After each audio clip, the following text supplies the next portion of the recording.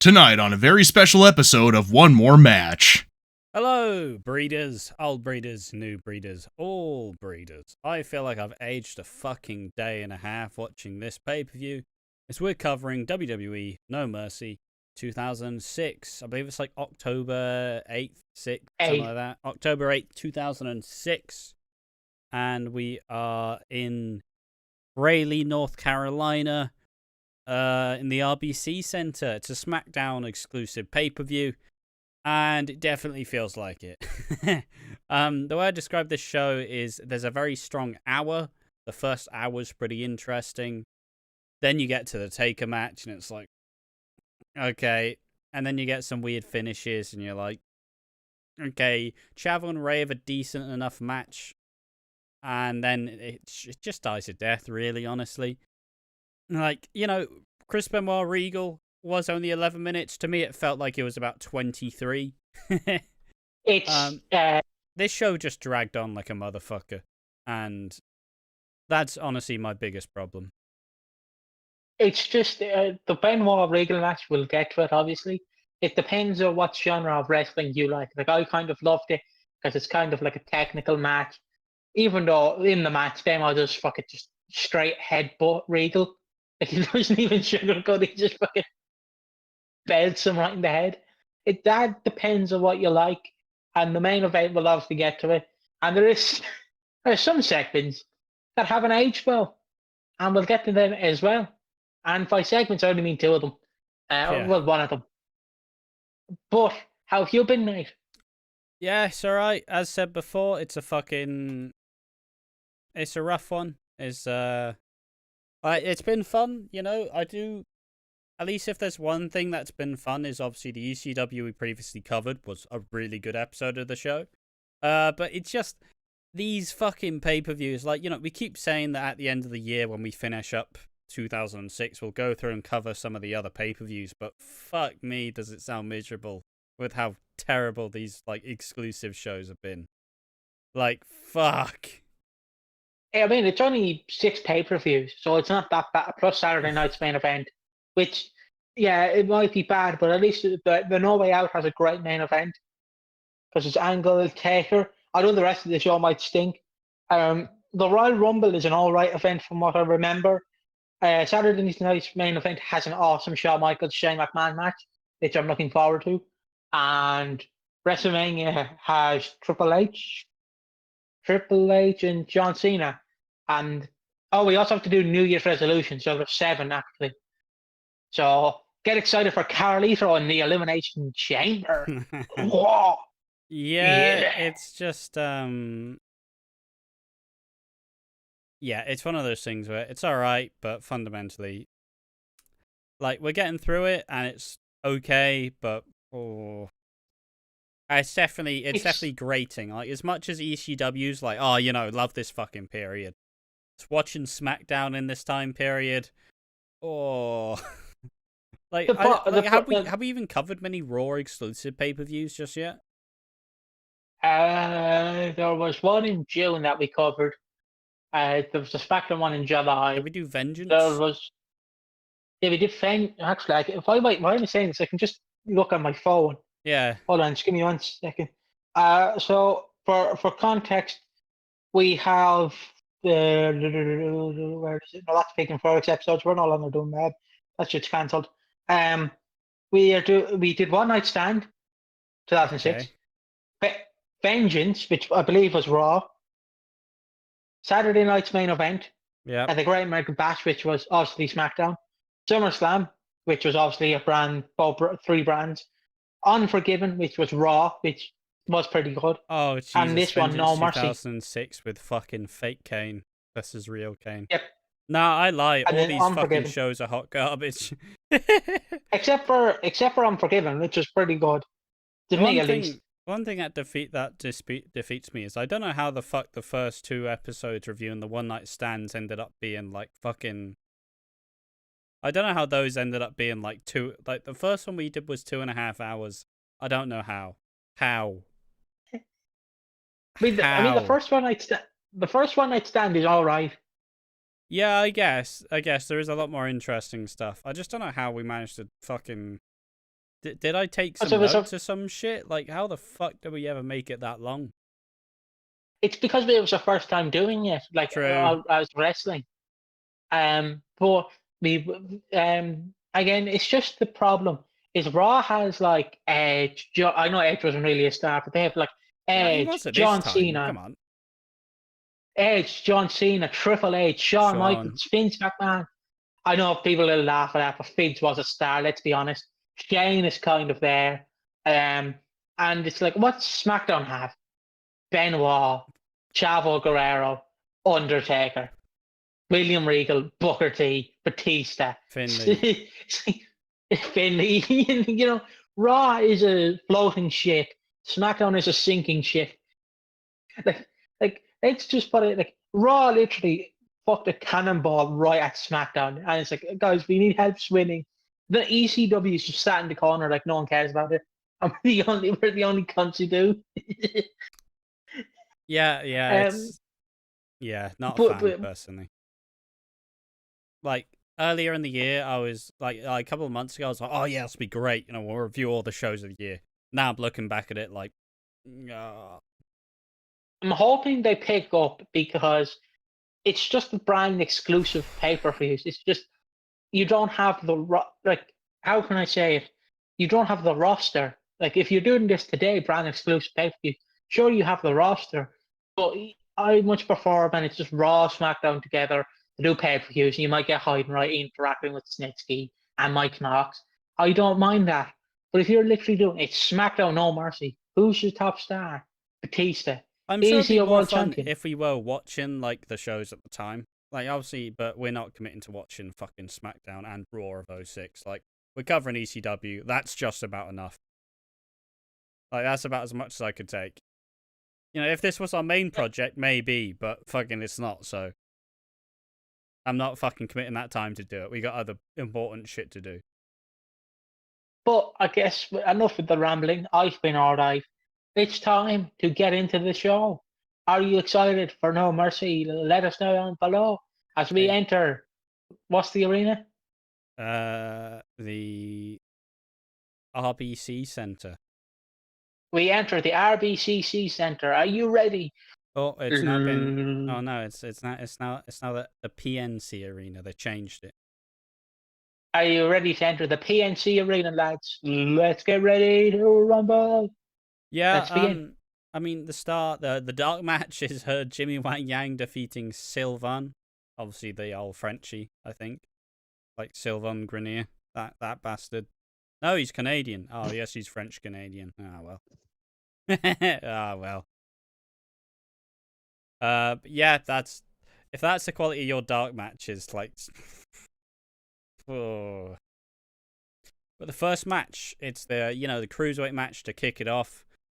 We missed the very clear thing that it's not a cruiserweight title match at the start. So we're like, oh, cruiserweight title match. Yeah, go on. Matt Hardy, Gregory Helms, a repeat of the first performance. We saw it in the last show at Great American Bash. Now we're getting to see it again. It was 13 minutes. It was back and forth. It was better than the previous match, but also it not being a title match really kind of sank the fucking ship. Because Matt Hardy wins, and you're like, oh, yeah, he's won, cruiserweight champion. Piggy went, I don't remember his cruiserweight title reign. And we go, yeah, but yeah, me neither. And then it's like, oh, it's a non-title match. Sound. This match doesn't matter. Like...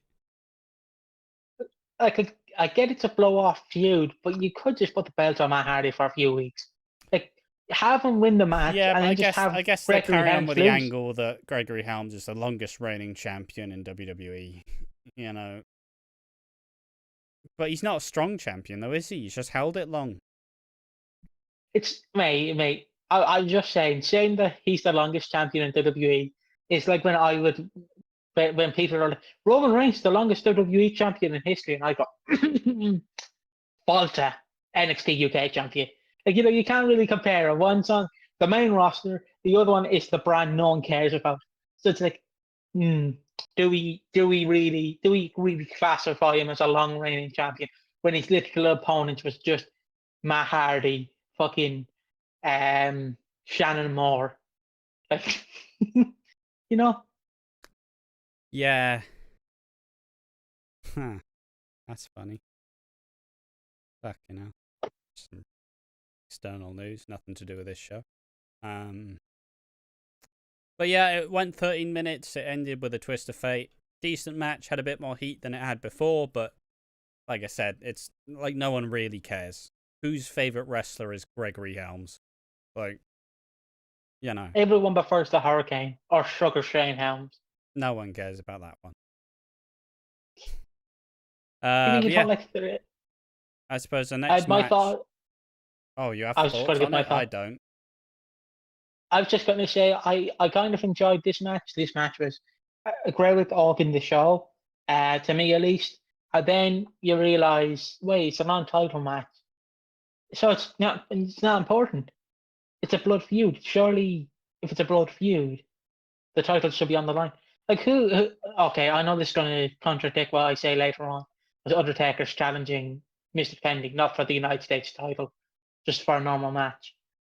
Who fights someone and goes, I don't want your title. I just want to beat you. Like surely you want the title. I know it's the cruiserweight title, but it's a title, isn't it? You know, Yeah, title's the title. Why would you not want the title? And with this, I mean, this happens later on the show as well with the Undertaker. Like, oh, Mr. Kennedy, US champion. Taker doesn't want the US title. Fair enough. Like, it's just a hard sell, really. Like, it's supposed to be the big blow off feud, and no one cares about Matt Hardy versus Gregory Helms. And it's another thing where it's like, I whilst watching it, it feels like I was on a massive tirade against Matt Hardy. I just don't think he's that interesting. Simply saying, like, he's just it's not that good. see the problem is Edge and Christian. Edge's a great wrestler. Christian's a great wrestler. Bubba Ray and Devon. Bubba somehow merely, it's like a door was squeezing on him, but he fit through the door Yeah, and he somehow reinvented himself. Matt Hardy. just casually forgetting about Devon there. What do you mean? Do you not remember his TNA TV title run back in 2012? Whoa. He wrestled the same match every week. But you know what I mean? Devon somehow he became Reverend Devon. It's kind of got over. It's lived on kind of a new legacy Inc. So it's kind of got a new life to it, kind of. And Devon somehow did separate himself from fucking Bubba. Because sorry, I just need to say it. Do you remember when they were doing Legends nights in like 2018, 2019? It's like, look out, drop the bomb. Holy shit, it's the Dudleys. Oh no, it's fucking Devon. And Devon run into the they fucking buckled me. But you look at Matt Hardy and Jeff Hardy. Jeff Hardy up here, he's an all-time great. World Matt champion. Hardy, multi-time world champion. What is the biggest achievement Matt Hardy had in WWE?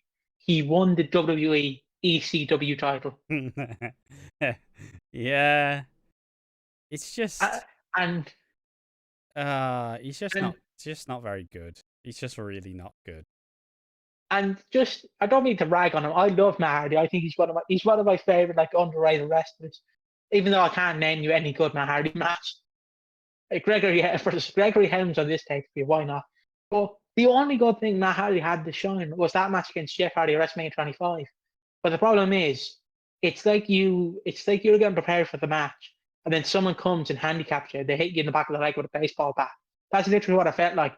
Because it's like, oh, we're going to go out there. We're going to be the Hardy Boys, beating the shit out of you. Boom. Oh, me fucking knee, lad. My You hit knee, me right my in the back.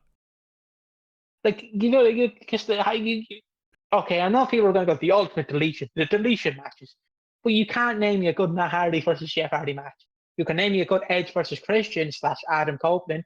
Edge, Adam Copeland versus Christian / Christian Cage match. You can probably name me an alright Bubba Ray versus Devon match. But Yeah. can you name me Matt Hardy, Jeff Hardy match that is not a cinematic match?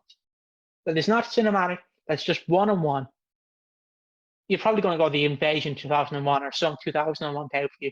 And I will say, all right, but in the past 10 years, can you name me one that is not an ultimate deletion match? You probably can't. He's just looking up Matt Hardy versus Jeff Hardy. Just Yeah. actually back in 2001. But it's just Matt Hardy never got really out of Jeff Hardy's shadow because Jeff Hardy was the sexy twink, and Matt was kind of like the fat, ugly brother that no one liked. Not wrong. Not wrong. No Some would offense to say him, Matt. I'm I know the you're Jeff watching Hardy of One More Match. this. Most Wait, interesting. so I'm stuck with but Rebby Hardy. Oh no. Attractive woman. Bit aggressive, perhaps, but you know. Fuck. Hey, it's just your type of woman. Dress me down, please. You fuck, you're a little bitch. Oh. Keep it going. Nearly there. Oh, God damn it. Oh. But the problem is when she says, get on that fucking bed, you're like, Jesus Christ, I'll get on the bed. Do you want me to take off my pants? Do you want me to take off my pants? I will. I will do anything. Please, don't hurt me. Please. Why is Rebby Hardy the best recurring character? It's bad when your wife is better than you. And your wife doesn't even wrestle. She just goes on Twitter and goes, "Oh, Jeff Hardy, you cunt. Stop doing marijuana. Matt Hardy's better." Marijuana. Marijuana. Say weed. I just like saying marijuana to wind you up. Yeah, that's what they all say. But yeah, I didn't realize how little I like Matt Hardy, and how it's just with some wrestlers where their charisma is the main thing that carries them.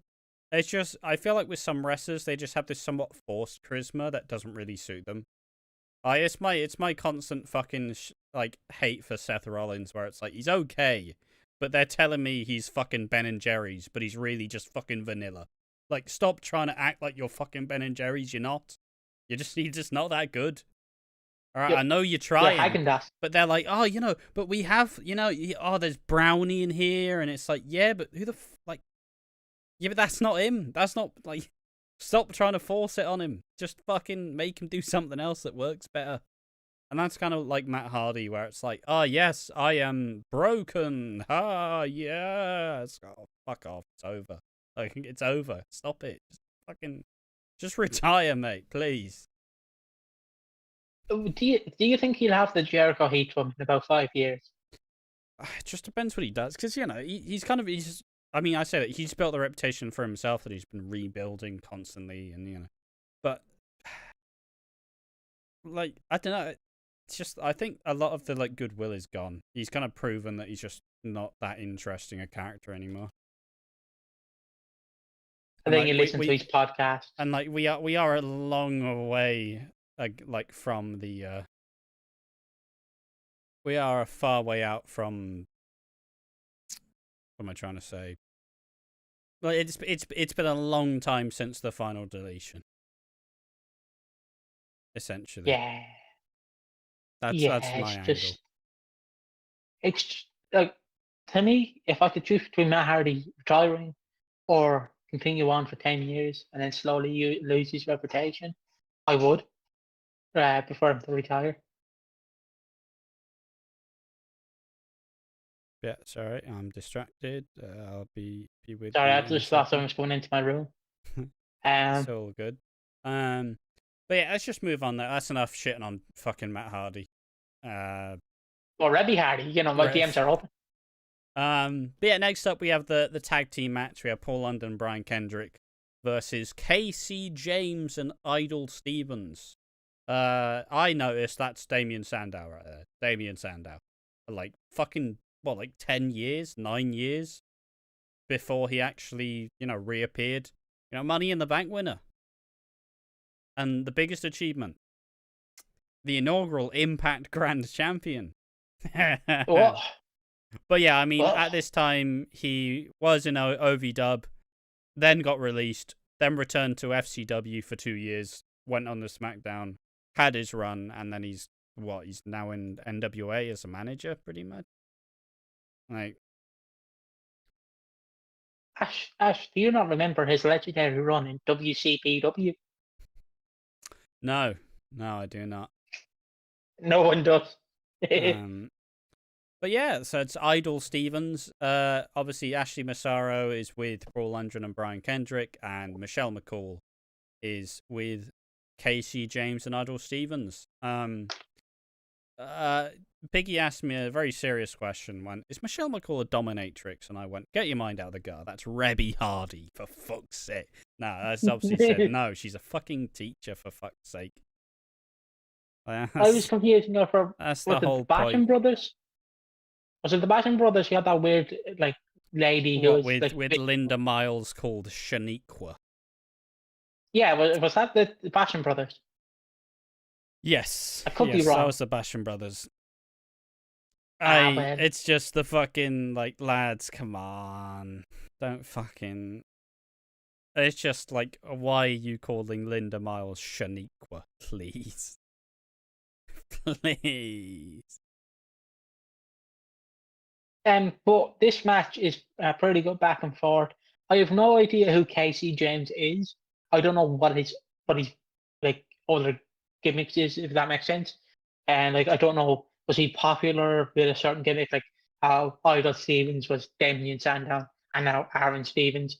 And No, he Brian did Kendrick nothing. He did absolutely nothing. And obviously Brian Kendrick was Spanky, and the less we say about that, the better.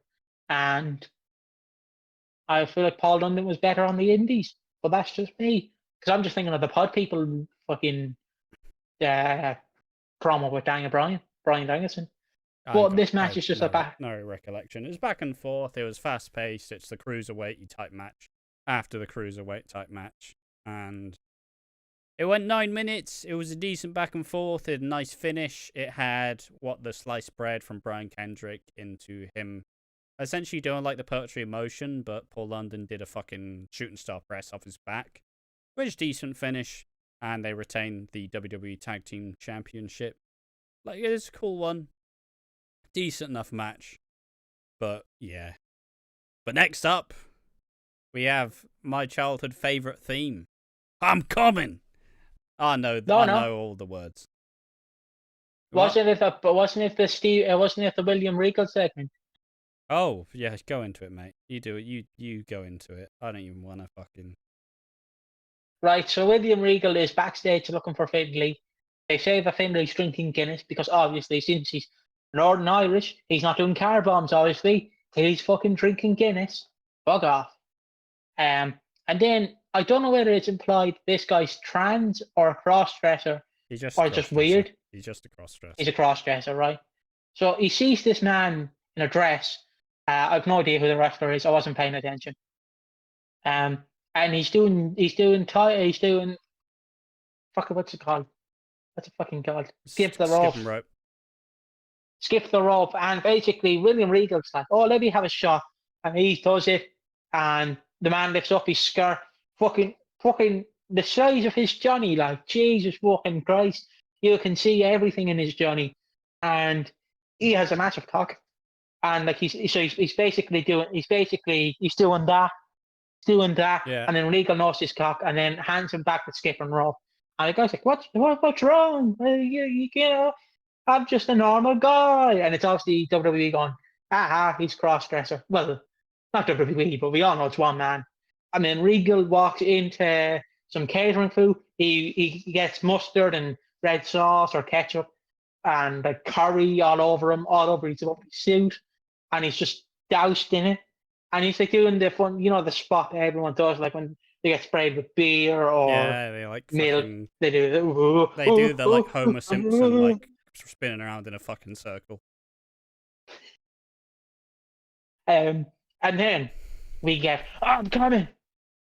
Come on, Ash, sing the song. You know the song.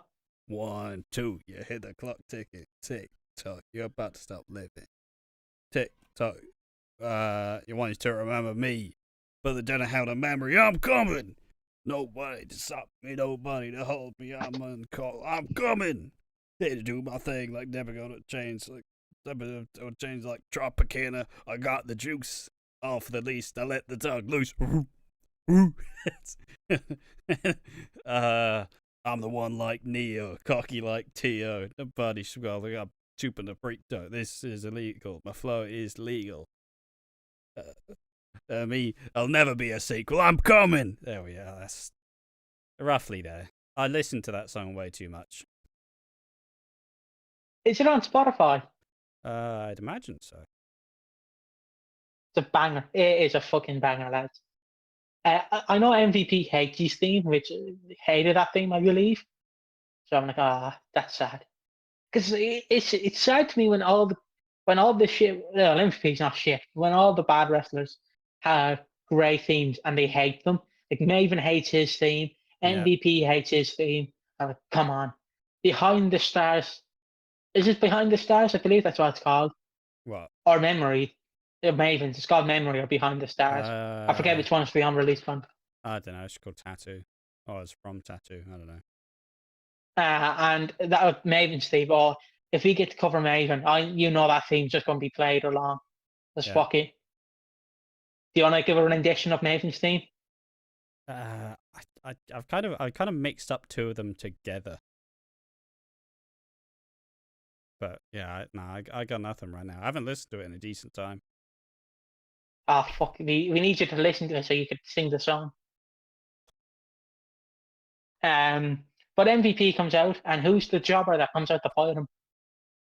Oh, it is Handle? Marty Garner. I fucking also known by AKA Champagne, AKA Pucked Up, AKA Zach Lee. Apparently, he was an Omega heavyweight champion. Which wait, is so his Matt name was Hardy's Perked company. Up. He was named Pucked Up. Oh, Pucked Up. I thought his name was Perked Up. And he was a part of the Dup family with Bowed Up, Stand Up, Fluffed Up, Jacked Up, and Pucked Up, of course. What the fuck is Omega? Apparently they were an ECW. Bowed Up and Jacked Up. Oh. Fucking hell. Who's So- Stand Up? Is Stand Up anyone? That's Trevor Murdoch. What the fuck? That's wild. That's fucking wild, man. Jesus Christ. So Pucked Up, basically He gets squashed by MVP. This is MVP's debut, as far as we could tell. Just Montavious Porter hits him with the overdrive, of course, which is Piggy's favorite shit move. Oh, also we forgot the segment before this, but we'll cover it afterwards. Sorry, we skipped the segment. I apologize. But yeah, he hits the overdrive. I was in the bathroom. Door's closed, but I was in there. That door. It's probably the wrong door I'm hiding at. But I was in there, and I was just going for a lovely slash. And then Ash couldn't hear me, but all you could hear from me was, "Holy shit! He hit the overdrive! Yeah, overdrive! Oh!" just stuff. And then I stood in the mirror and went, "What am I doing with my life? While my cock is hanging out? What am I doing with my life? My belly up and everything. I'm 20 years old." But the segment before this is... It's honestly my favorite segment we've seen so far, genuinely, and it's fucking awful that it is. But honestly, WWE comedy at this time is usually just like, haha, balls, haha, penis. But, So Teddy Long comes out, and there's a big gift and a cake. And it's like, oh, it's time to fucking congratulate someone. It's their birthday today. And then it's The Miz. It's The Miz, Mike Mizanin, who's undefeated, apparently. And then Miz comes out, like, hoorah! With the crowd chanting hoorah. Surprisingly over, honestly. Like, surprisingly works. Obviously, Miz, he looks like he's, 22, He looks so young. And he's even still got, the, young man voice as well. Like, he worked it out of his system at this time. And apparently he's been hitting on Layla. So Layla comes out full lingerie, and she's like, oh, time to sit down, Miz. And he's like, yeah, I love this. Oh, I want to touch it. Yeah. And it's like, okay. And then she goes blindfold, and he's like, "Oh yes, spank me!" It's just fucking hell. So he gets the blindfold on, and the box goes up. It's Big Dick Johnson. He's here, the fat oily man, and he obviously does his little fucking shimmy and shake, and his little fucking cock package just hanging out. And then it's like, "Oh yeah, I want to spank it, and he's like, he's fully sending it, and it's really funny. Yeah, I don't know how and to then sell this basically segment more. he takes off the blindfold. He's like, "Oh, big ugly guy." Obviously he's like, "Oh yeah," and then and then Big Dick Johnson goes, "Woo!" And then he's like, "Oh." And then Big Dick Johnson and Layla dance together as Miz like fucking cries. Also, just Teddy Long coming out, holla holla. Just want to do the dance. There we go. I got the dance out of my system. I can't even do the dance properly. I'm not Teddy Long. I'm not a player. I wish I was a baller. I wish I was taller, but I'm not. But yeah, what is the next match? The next match is Undertaker versus MVP. Actually, no. Undertaker versus Mr. Kennedy. The next segment is Regal. He walks out of the shower. That cross-dresser walks out. Vito. And he goes, "Vito. Oh, it's Vito." Okay. And then I remember he says 2006 GM mode. And then he says something, like he says, "You're hung like a fish" or something to Regal. And Regal goes, "You're hung like a donkey." No, that's a big cock. Yeah. I don't know if he says hung like a fucking fish. That one sound. He says something funnier, of course, just joking that Regal's got a tiny penis. And then Regal runs out of the room butt naked. And Teddy Long's like, "I'm bugging you in a match player for indecency." And obviously we know it's Benoit. But if I do it was Benoit at that time, I would have been like, "I'm sorry, please do not put me. I do not want to go with the guy who thinks wrestling is real. Please, no." No. That is a crime no one should face. So yeah, Mr. Kennedy cuts this problem like, "You're the Undertaker. You've been on dead. You put people in caskets. You've put people away. You've buried people. But just remember one thing. At the end of the night, people will be remembering one name and one name only, Mr.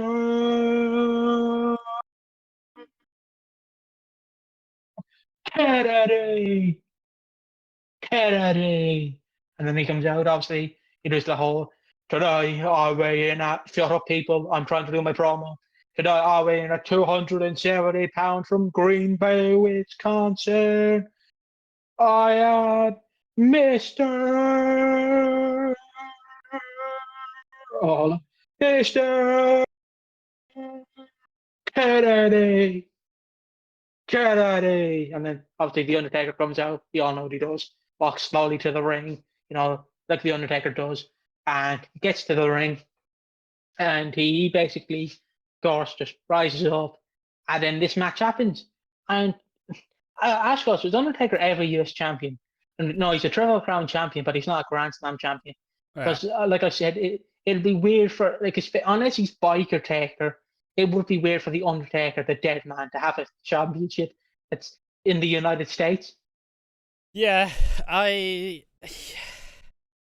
don't know, man. Like, it's supposed to be Mr. Kennedy rising up the card gradually, and big feud with the Undertaker. Is he actually gonna be Undertaker?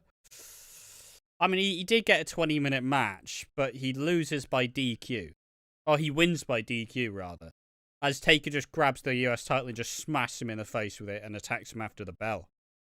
And it's like, are we supposed to cheer the Undertaker here? Are we supposed to boo him? Like, it was just a bit of a head scratcher, honestly. Because, Kennedy has a swanton as his finish as well. Like, are we supposed to be happy, or, like, I don't understand. Like, what are the roles highlights here? of this match was very boring, but again, you have to realize this is before Taker. I like to describe this time as Taker before he got a fire under his ass and actually went, "Fuck it, we're going to work matches." This is kind of the lull period where Undertaker's in he'd have an all right match. He'd have a great match against someone like Kurt Angle or Randy Orton. But then you put him against Mr. Kennedy, and it's like, I'm going to sit here and you do all the work. And it's like, mate, I can't do all the work. I'm a new guy. Well, fuck you. I'm not doing the work then. And it's Taker. Like, I'm not saying he's doing that in general. He seems like a nice guy, apparently. He apparently was a nice guy, but it's just how I describe it, where he's like, I need you to jack me off. And, no, I'm new here. You do it yourself. Oh, well, I'm not doing it then. Fuck you. And it's like, okay. Like, this match is all right. The highlights I have is just Mr. Kennedy just tries to beat up The Undertaker. You know, you do that thing where he hits him with, what's it called? The fucking rolling thing he does. The rolling was it the Death Valley Driver? The Death Valley Driver, was it? Or the TKO? The one where he has him on the shoulders and he just drops them. Who? Kennedy, not Taker. Did he do a TKO? I thought he did like the rolling one. He does, yeah, like, the rolling Green one. Bay That's what plunge. I'm on about. Or he does the Green Bay plunge. You know, he tries to beat up Undertaker on the outside. They try and get back in the ring. Taker does a leg drop to Kennedy. I think I've just realised that I honestly just have blurred out half this fucking card. Like, for the first hour, I remember. Anything else, just fucking gone. Obviously, Taker like jumps on him, and he obviously does the kind of legs up in the air, falls out of the ring, goes back into the ring, and then Kennedy tries to beat Undertaker. Taker gets his foot on the rope, and then Kennedy tries to beat him again. Taker kicks out, and then Kennedy goes, well, fuck this, I'm getting the belt. And Charles Robinson's like, no, cheating is wrong. You are an American citizen. Cheating is wrong. You're supposed to shoot them. And then Kennedy's like, oh, fuck this, I'm just going to kick him in the dick. And then Taker just boots him and grabs the belt. And Taker's like, Charles, why did you make me do that? It's like, hey, you did it yourself. Fuck you, Charles. And then he chokes Charles Robertson. And then he just beats up Mr. Kennedy. And then he just grabs Charles Robertson. It's like, fuck you, Charles. Tombstones him for no reason. Goes up the entrance way. You know, does the straps. You know that thing he does, the straps. And then he fucking, oh. And then we're supposed to cheer him. It makes no sense. Like, Undertaker, you're the bad guy in this. Kennedy's all right. He's the right guy in this. Kennedy was just trying to beat you. Yes, he was doing a heel away because he's a heel. But you just fucking hit a referee, hit him with a championship belt, hit the referee, tombstone the referee, tombstoned Kennedy, went up the ramp, did your pose, and everyone's supposed to cheer you. Fuck off, Taker.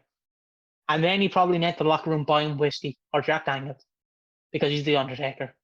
Yeah. And he doesn't like people playing video games. What did you think of this match? Do you have anything to say about it? Honestly, no. Like, it's just a very plodding Taker match. Like, you know, you're supposed to give him all the credit because he is a legend, but this was just, like, you could tell that he just didn't fucking care. Like, he didn't really put Kennedy over that much, and, you know, it was kind of, if it was like a sink or swim for Kennedy, it was a pretty abhorrent miss. Like, it was kind of a crash, and it wasn't horrific, but it wasn't particularly good either. Yeah, I feel like I feel like when they thought of someone so highly, like Kennedy, for instance, at the time, they went, all right, you're going against Taker, and then Taker's the guy there. They're like, okay, we can figure out whether this works or not. Because obviously, like, examples I can give is like Vladimir Kozlov went against Taker, Randy Orton went against The Undertaker, the Great Khali went against The Undertaker, Batista went against The Undertaker. I know that was way after Batista was credified as a main champion. Batista went after him. I believe Bobby Lashley had a match with The Undertaker, maybe. I probably think I'm wrong. McMahon had a match against Taker. You know, it's just to prove yourself. Because if you can go with Taker, then you can go with anyone, basically. Taker is a legend. Even at this time, he's a legend. It's just a shame he's not fucking 2019 Taker going, one more match, guys. One more match. I promise I can do one more. Taker, you're on, you can barely, I'll do one more. I've got one more.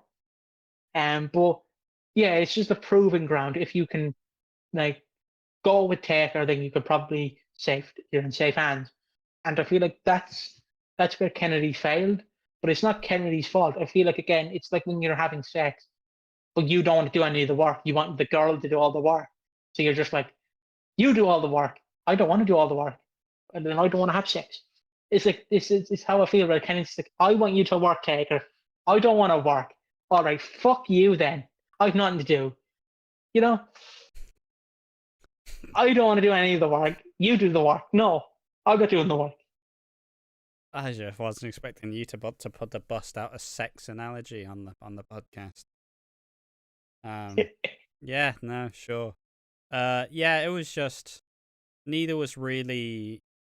I'm sure Kennedy was trying his best, but Kennedy's reputation is just a guy on the microphone, and it doesn't feel like he's ever really like gone out of that way.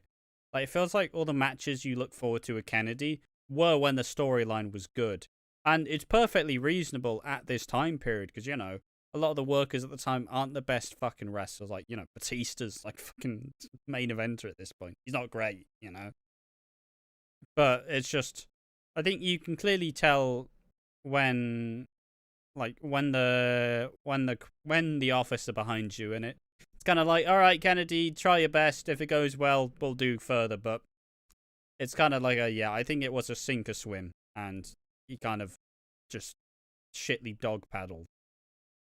I think we'll see Kennedy again at Survivor Series with fights Undertaker. I believe that's the one with the memorable chair shot. For people who don't know, Kennedy by accident I believe on one episode of SmackDown might have stiffed Undertaker. And obviously back then the reputation was, you stiff me, I stiff you, and Taker just... We'll cover on Survivor Series, but for context, he fucking, like playing the Wii, he grabbed that Wii remote and just clobbered Kennedy in the head. He leaned back and just went on. It'll probably be the thumbnail when we get to Survivor Series. If it's on Survivor Series, that is. Probably. But It yeah, might be Armageddon. let's move on though. 20 minutes, DQ finish. No one cares. Next up, probably one of the matches of the night is the Rey Mysterio versus Chavo. Once again, another match I've fucking blanked out of my memory entirely. Like, I remember the finish. I remember the finish, but that's it. I know that it was solid. Much. It was a solid enough match. All I can describe it is it was two cruiserweights beating the shit out of each other. And they actually stuck to the stipulation. Like, the match actually finished on the outside. Yes. And basically some highlights is just Chavo and Rey just beating each other up going, I can outfly you. I can outfly you. And then Chavo obviously being a heel, like, Eddie Guerrero was my uncle. He was just a mate to you, you prick. Obviously he didn't say that, but obviously that's probably what Chavo's thinking in character. Or maybe real life. I don't know what Chavo's like. And then Chavo just tries to beat up Rey Mysterio. Rey Mysterio fights back. Also on SmackDown, on 1 week of SmackDown, Chavo Guerrero, this buckled me. Chavo gets Dominic's like, oh, your dad's on the telly. Your dad's on the telly. And then Dominic's like, yeah, my dad's on the telly. And then they bring Dominic out, and Rey's like, what are you going to do to Dominic? No, leave Dominic out of this. Mr. Kennedy just rolls up Rey Mysterio and wins. And then Dominic runs down to the ring and he's like, Dad, come here. It's like when your dad says, I could have been pro. I was like, Dad, you couldn't have been pro. I could have been in the Premier League. Yeah. And that's basically the context for this match. It's just Chavo being like, you weren't anything to Eddie. Eddie was my uncle. Eddie. You know, it's literally just about fucking wanking Eddie off, basically, because we've had about 6-7 months of this. Why not have another fucking 6 or 7 months? He's dead. Get over it. I understand the Royal Rumble win for Eddie. I get that, but you're at a point where you're pushing it. It's for context. If you want a modern example, just imagine Bray Wyatt when he passed away. They went, Bo Dallas, you're winning the 2024 Royal Rumble, but you're not going to main event. You're going to have a shit World title run. Almost is going to beat you and squeeze your head, and then no, it wouldn't be Bo Dallas, just Alexa Bliss, for example, and then Bo Dallas just like Alexa Bliss, and then they just go, yep, everything's about Bray. Nothing else matters. Everything's about Bray, and you two don't matter. It's a feud with 3 people, and one of them's not here anymore. It doesn't make sense. It's just pushing it, and I always hate WWE for it. I'm hoping they've changed with Uncle Howdy now when he comes back. I do not want it to be like, my brother was Bray Wyatt, and he was the best brother I ever had. I don't mind it, but don't make everything about the person who's no longer with us and physically can't be in a feud, because You can't, like, it's what's the payoff? Eddie can't fucking come out and do Viva la Rosa, frog splash. Crowd goes wild. He's dead. He's dead. And it just pisses me off every time because I'm like, I get it, he's dead, but can you please move on? He's no longer here. You're beating a dead horse. There's no need to beat him. His brains are literally on the floor. You've killed him. Not only have you killed him, you've splattered his brains across all the pavement. You've broken both of his legs and you've took his arms off. He's dead. Leave him alone. It fucking pisses me off. Fucking vivid, like, goddamn. Like, but yeah, this match is just Ray and Chavo beating each other up. The most interesting bit is the finish is Ray doing a little like flying crossbody, like in the crowd, and it was a nice little finish. Ray gets the win, and Chavo takes the L. Probably something that we should be expecting to see more and more, over and over, and then again. And then obviously Rey Mysterio tries to beat up Chavo, but Vicky comes in and goes, "Don't beat up Chavo, please." Chavo. Ooh, Chavo. And the next match, we go from bad to worse to good. I mean, it's an interesting match. It's Chris Benoit versus William Regal, a much more technical sort of match, a interesting one. Obviously, some shit you see which are like, fucking hell, lads. It's obviously Benoit just headbutts Regal and they both get bloodied, and it's like, fucking hell. Can you just help yourself, please, mate? Can you just fucking... I don't mind, I don't mind, like if your wrestlers stop fucking headbutting each other, you stupid pricks. What's wrong with you? Problem is, I don't mind if you're doing it, but you're protecting your head. The problem is Benoit's not doing. Nah. Just headbutt your hand. Benoit's not doing that. Benoit's literally leading back, fucking like that, literally to the head, and it's like, Benoit. I know how this ends, but Benoit, please protect yourself for once in your fucking life. It's wrestling, mate. Because if you watch any Benoit match, he's either fucking up his head, his back, or any other part of his body. Like, obviously, the famous one is with Booker T, where he just completely falls into the announce table. But, like, there is some questionable spots in this. It's just two lads having a fight, is all. And the highlights is obviously Benoit out-wrestling Regal, because in what world would Regal out-wrestle Benoit? Let's be honest. Benoit was a phenomenal wrestler. And, like, he basically goes for the diving headbutt. I always thought he did the Brian, you know how Brian does the diving headbutt? He jumps. I forgot that Benoit does the. He just falls into forward. Yeah, he just falls forward. It's just like, and I forget how funny it is to me. He's just leaning forward and falls.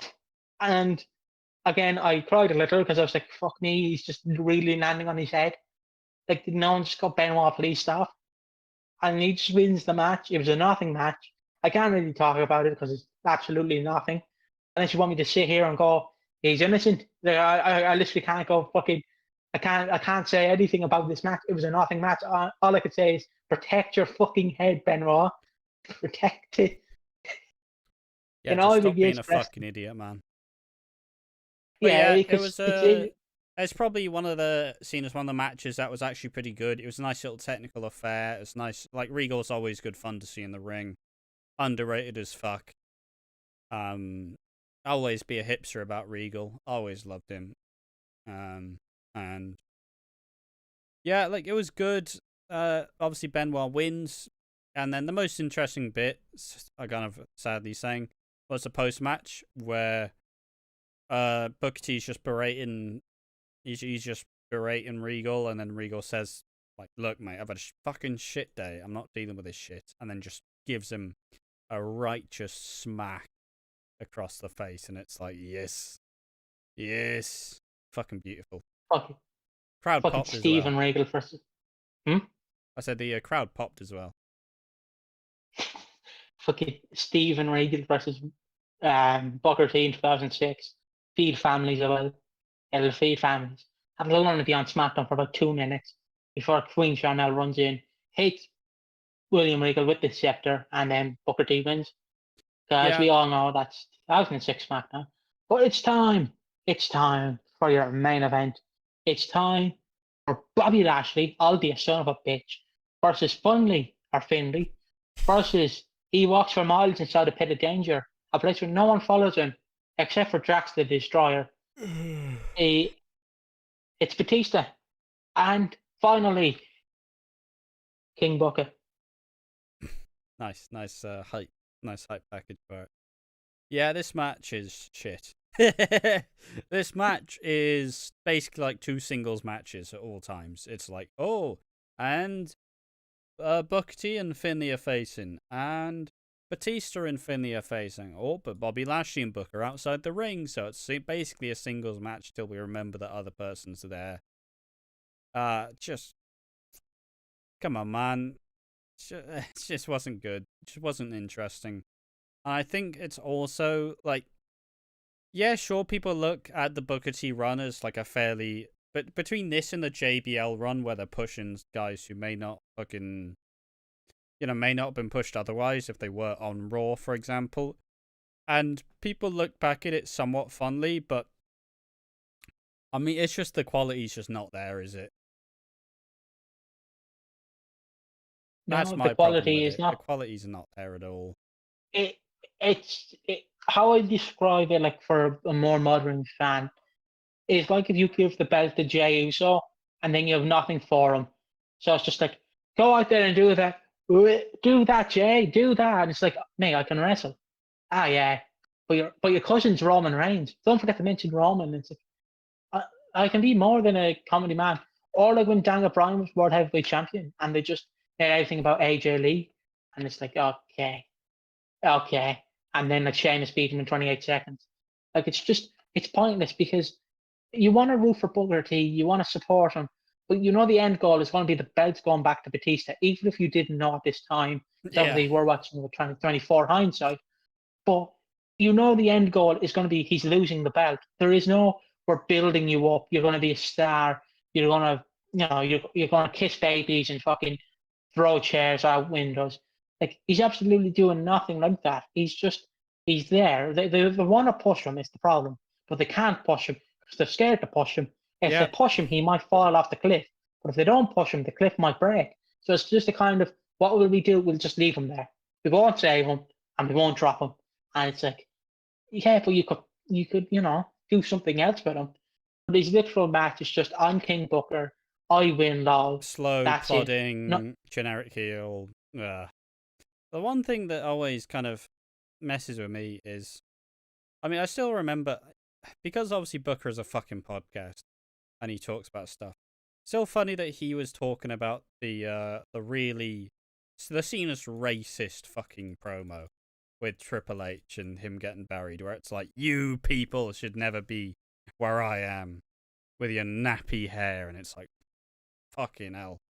And then they're like, no, it was about WCW, guys. It's like, yeah, okay. And then Booker's like, wasn't racist. It's like, definitely fucking was. Come on. Come on.